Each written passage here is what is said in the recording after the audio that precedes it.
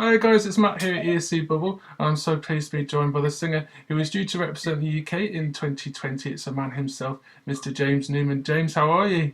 I'm good, Matt. How are you, man? Yeah, not too bad, thanks. Thanks so much for coming on.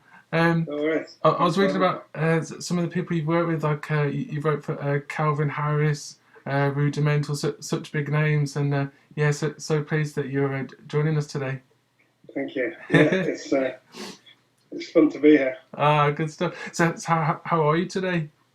Yeah, feeling good, thanks, man. Just kind of pottering around the house, been out in the garden, looking at things that I'm trying to make grow up, but they're not Oh growing. yeah. Yeah, just kind of taking it easy, eating some nice food, just relaxing. All Yeah. good. Oh, good. How's lockdown been for you? Yeah, it's been really. I mean, it's been an experience. There's so much crazy stuff happening Yeah. around you, and you're just kind of sitting in your kitchen, like FaceTiming people and stuff like that. So, but it's been good. It's nice. I've gone back through old music that I've written that's kind of got lost in the ether, and been cooking more because I love cooking. But when you're busy, and you just lose touch. Been learning to garden, writing new stuff, just hanging out with my wife. It's been really nice. Had a Yeah. good time. Oh, sounds good. Great stuff. Yeah. So, I was looking at, as I say, some of the writers that you've worked with. So when was like your big break into music? So that would have been my first hit. That was my first kind of song that I Yeah. had professionally released, which was "Waiting All Night" for Rudimental, featuring Ella Air, and that was like 2013 that came out, Yeah. and that was like my kind of the first thing that I'd had in the music industry, and and luckily it was like a number one number one hit. So yeah, that changed my life. Really. I was working in a restaurant one week, and the next week I had a record, number one record on the radio. So madness. Wow. Yeah. It must have been mad to go from working in the restaurant to then suddenly all of a Yeah, sudden got this hit single. yeah. I could hear. I heard the song was actually on the radio as I was finishing my last shift Oh because wow. obviously I didn't want to just leave. After like years of working there, so I did like my last 2 weeks, Yeah. and yeah, it was on the radio, and it was a weird feeling because I was like, I wrote that song, and I've been here trying to make my way in music for so long, and now I've finally done it, and I'm still here hearing it on the radio. It's a weird feeling. Oh, yeah. And then you've also got your brother John Newman. So have you worked with John quite often? We try to work together. Some days it works, some days it doesn't. Because with brother, like with siblings, you're the most honest to them people. So when you write songs, you sometimes have to, like say, you have to kind of compromise with other people's ideas. But when it's your brother, with me, we definitely just tell each other that we think their idea is rubbish, and then you come to a headlock, and then you just like, all right, well, or we end up arguing Oh no. about the melody. But no, we worked together quite a lot. We wrote the Calvin Harris "Blame" song together. Yeah. We wrote that on Christmas Day actually, which was fun. After I just made a big roast, John came into the kitchen and he had this idea, and I was like, "Who's that for?" And he was like, "Calvin." I was like, "Let me help you." So yeah, and then we wrote another song for John called "Fire and Me." We wrote a song about our mum called Mama, and another song called about our wives called "Forever's Not Long Enough." So yeah, we write together quite a lot. It's just those unlucky days when we have an argument and storm off. So yeah, so if we could just go back to your brother. So yeah, you're saying that you worked with your brother. Was it Christmas Day? You were saying. Yeah. Christmas Day we wrote "Blame" for Calvin Harris, Oh um, wow. which is a bit of a good day to be honest. Yeah. Got some good presents and then wrote a hit song. John came in the kitchen and he was like, "Oh, I've got this idea for Calvin Harris," and I was like, "Move over." There we go. So, and then and we've done loads of writing together, and we've been away to Scotland, and we wrote two songs in like a house in Scotland, one for our mum and one for our wives, which was really nice. So it works a lot of the time, but some days we have an argument and storm off. So what was his reaction when he found out that you were to be representing the UK? He was just so excited for me because I kind of, obviously, when you tell people you're doing such a massive thing out of the blue, he was just like, whoa, amazing, you know, really excited. The good thing about having a brother who's a massive pop star is he knows what it's like to go through the kind of, you know, to be in the spotlight and to sing in front of thousands of people and to have records and sing, you know, be on radio interviews and TV and stuff like that. So it was kind of like the best person to ask for advice, which was wicked. And and he totally supports me and was like, you know, it's just a great to have him by my side. Great stuff. And so, when you're writing songs, how does it all work? Do you sort of like start with the verses first, or? My formula, I love to start with the chorus because I think you need to know where you're going before you set off. So I usually like to get like a melody idea in the chorus with like a lyric or a concept, whatever. You start with a concept and then you kind of come up with the melody and flesh it out. Or sometimes you just start singing to some chords or whatever, and you'll hear like a word or an idea, and you're like, oh, that's the concept, that's the idea, and then you kind of build the chorus lyrics, and then I like to write the melody of the pre and melody of the verse, or whatever structure you want going up to the chorus. Then write the lyrics going backwards sometimes. So you kind of know where you ended up, and then you kind of piece it all together as a jigsaw. So you've got like the melody that you really like, and then you put the lyrics in to fit. And sometimes the concept changes a little bit when you kind of go back and do the verse, and then you have to kind of change the chorus a little bit. But I think I always find my way of working is I get the best results by having the chorus first. Definitely. Oh, great. So, where do you get your inspiration from? Everywhere, really. You know, like love, and mainly love, personal situations, and drawing on like, if you're really happy in a relationship, which I am now, it's sometimes hard to just keep writing about being happy. So you have to kind of draw on, say, like, previous relationships or how you felt in the past, or kind of like imagine a situation or kind of dramatize a situation a little bit more to get to kind of find something that kind of relates to people, that people can say, oh, I felt like that before, that's how I've been heartbroken like that, or I've felt in love like that before. So I get my inspiration from like my life experiences and friends and family and traveling and seeing things and listening to like old songs and like concepts of old songs and thinking, oh wow, that's an amazing idea. How can I make that a new idea? How can I change that to be now and relate to me? So everything really, just kind of like let it all flow into your mind. Great stuff. And so the UK song this year, were you given a brief for that? Yeah, we had quite a kind of detailed brief, which was good because usually if someone says go and write a song for whatever, you kind of like, okay, what do we need to, like, where do we start? But with this, we had a detailed brief. We had some some Eurovision like kind of fanatics who knew exactly what song, what keys worked of songs, what tempo worked, like really broke it down of like what's the right direction of a song, like what songs that win, what's the kind of vibe, So we had like a tempo template, and we had like, and then I made my own kind of brief of what kind of song I would like to do, and I wanted something big and anthemic and kind of bluesy stomp kind of thing, like around 80 BPM.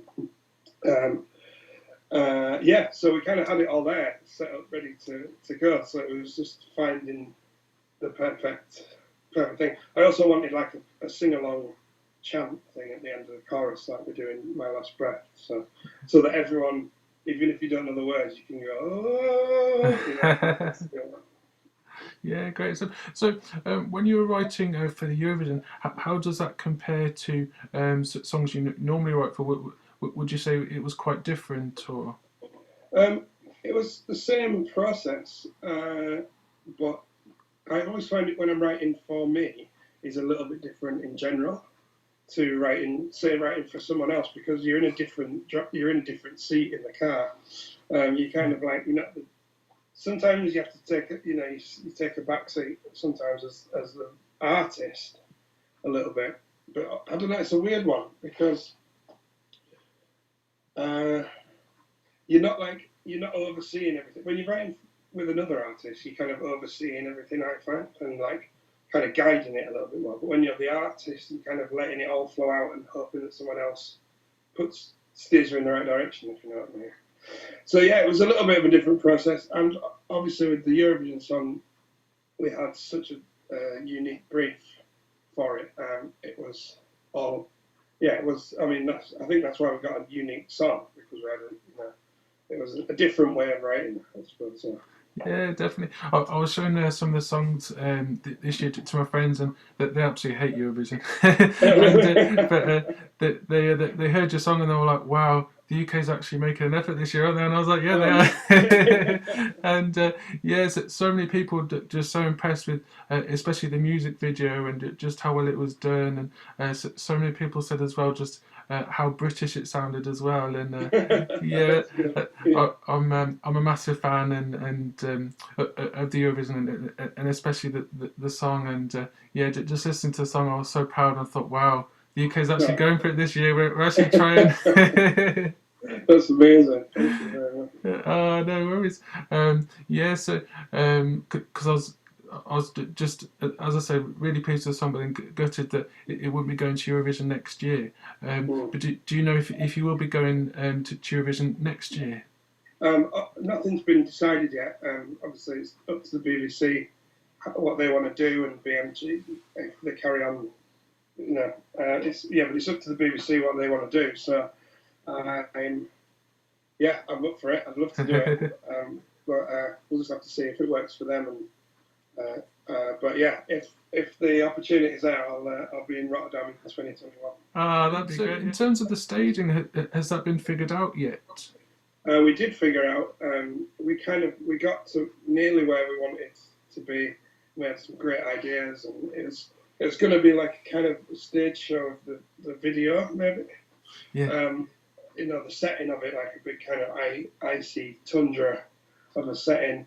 But it was going to be more of the story of like the song in a kind of a love way. Like maybe the girl that he was singing about was involved in, and we were going to have like a big cube that looked like it was full of water, and it was going to with all the because of the huge screens that they have, right? We were going to have it all, the water moving around, and oh my God. I was going to kind of interact with the girl who was going to be 3D projected and stuff like that. So I was so excited about the whole thing, and I suppose the sad thing is that'll never see the light of day now, because obviously it's going to be a new song, and we'll never have the opportunity to have that production with a stage like that. So kind of sad in that sense, but also everything for a reason. Yeah, that's it. Wow, that sounds so cool. Yeah, that proper epic. Yeah. Very. So as I was saying, before you've worked with like Ed Sheeran, Calvin Harris as well. How does that compare to like writing for Eurovision? I mean, the thing with doing your own song is you get to usually. I mean, it's such an amazing feeling to hear like someone like Ed or Calvin has put your song on the radio and you hear your song on the radio. But when you've written it and you're singing on the radio, that's a total different feeling. Again, it's like another level of like being overwhelmed, because the day that we revealed that I was doing Eurovision, I was on BBC Radio 2 talking to Ken Bruce, who I listen to on the radio every morning. And it's like, then I'm there on the radio, he's playing my song with me singing, and I'm just sitting there talking to him, and I was like, whoa, this is like another level of happiness. Yeah, really cool. Oh, it must have been mad. And how did you find out that you were to be representing the UK? The what? Sorry. When you found out that you were to be representing the UK, how did you find out? Did someone ring you and say, "That's it, we're going to choose you"? Yeah. So, well, actually got asked by my record label because I'd just signed my deal with them and BMG Records, and they'd been approached by the BBC to be the label who found the artist and the song for the year, because BMG is my publisher as well, so they have loads of writers and the record label side. So and they rang me, my A&R rang me and was like, have you ever thought about doing Eurovision? And I was like, no, never thought. And he goes, would you like to do Eurovision? And I was like, whoa, oh my God. That is a massive, when you've never really thought about it. Yeah. In a way, like, I don't know, you never see a way that you could, because usually they do the competition in England where you have to kind of win, and obviously I have a record deal and stuff. So, but yeah, I was like blown away. And then when you look at the figures of like how many people watch on the night, like 200 million people, and singing in front of 20,000 people on stage, I was like, oh my God, yeah, definitely, But for me as a new artist trying to launch my career as a singer, it's like that's one of the biggest platforms in the world. So yeah, I was definitely humbled by being asked to do it. Because it's kind of like being asked to represent your country at the thing that you do the best. That's it. Well, what I think you do the best, So it's a massive compliment. Yeah, that's it. So, am I right in saying that before you were doing mostly songwriting, and then is it more singing now? Yeah, so I was writing for. I just kind of wanted to try and write for as many people as possible, and I didn't want to like rush to do my artist project, because I'd come to do it and then I'd get confused of what I wanted to do musically and stuff, because I love so many different styles of music. So one day you write a song and then you're like, oh, I should do it like this, my album, and then the next day you write a different song, you're like, oh, it should be like that. But I eventually found, like last year, at the start of last year, I found a group of songs that I'd written in the past that I forgot about, that were kind of all fit together. And they kind of like defined the sound that I was looking for, which is just honest to me, like kind of country soul, like bluesy pop music. So, so then I kind of started piecing that together slowly, and then I thought, if I don't do it now, when am I ever going to do it? It's time to get on with it and start putting my own music out. That's it. You only live once. Exactly. Yeah. Ah, great stuff. And so next year, hopefully, we'll get you representing the UK again. If you were to represent the UK, do you know sort of what song you'd send next year? I think, like this year, I wrote the song in January. Obviously, it was released in February. I think I would do the same. I would wait until a little bit closer to the time, because obviously, like the situation that we're in now as well with the world, and I think things will be a lot different by then, hopefully. And I think the feeling of the whole, the atmosphere of the world, the feeling of how everyone kind of is will be different. So I think it'd be nice to kind of pick up on that feeling and write something then, to go with the times. Yeah, and inside we've got some quickfire questions, if Okay. that's all right. So if you want to pick one at random, we've got green, pink, or yellow. Pink. Pink. Okay, let's go for that. So your pink question is, if you could be any animal, these are complete random questions. If you could be any animal, what would it be? A cat. A cat. Yeah. Definitely a cat. Yeah. They get to live an amazing life. They just lounge around, get fed, do what they want, sleep a lot. It's a great life. Yeah. Have you got any cats? No, we've got 2 rabbits, but not cats. Ah, yeah. But one day we're going to get a cat and a dog. Ah, yeah. I've got 2 cats at the moment. Absolute pain, but yeah. Right, should we pick one more? Yeah. So we've got another green. We've got another pink, or we've got yellow. Let's go for yellow. Yellow. Let's go for that one. So So apart from your own songs, what's your favourite song of all time? Oh, I think it's either.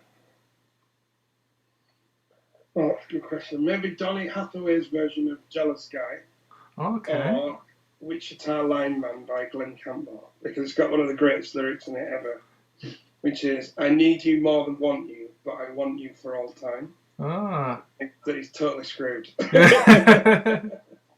Ah. Yeah. That sounds really good. I'll have to check that out. Yeah, definitely. Great Yeah. stuff. Have you got any other plans for the future? Yeah, this year just kind of keep putting music out, and then try and, as soon as we're allowed to travel the world again, try and get out to go back to Scandinavia, where I love going to write songs, and go to LA, and we still need to go on our proper honeymoon, so we're probably going to go on an American road trip, hopefully. Oh yeah, that sounds really good. Whereabouts in America would you go to on your road trip? I think we were thinking about going like down the south, North America. Yeah. Like kind of like Graceland and like go to Nashville and stuff like that. Oh Do it yeah. properly. Great stuff. Well, James, it's been great talking to you today. You too. Really looking forward to your new single that's coming out. You've also got all these other things going on with Eurovision, and fingers crossed we'll see you representing the UK again next year. Yes. Nice. Thanks very much for talking to me. Appreciate it. No worries. And yeah, hopefully, as I say, we'll see you in Rotterdam next year, and we'll catch up with you soon. See you soon. Thanks very much. Cheers, James. Take care. Okay. See you, mate. Bye. Cheers.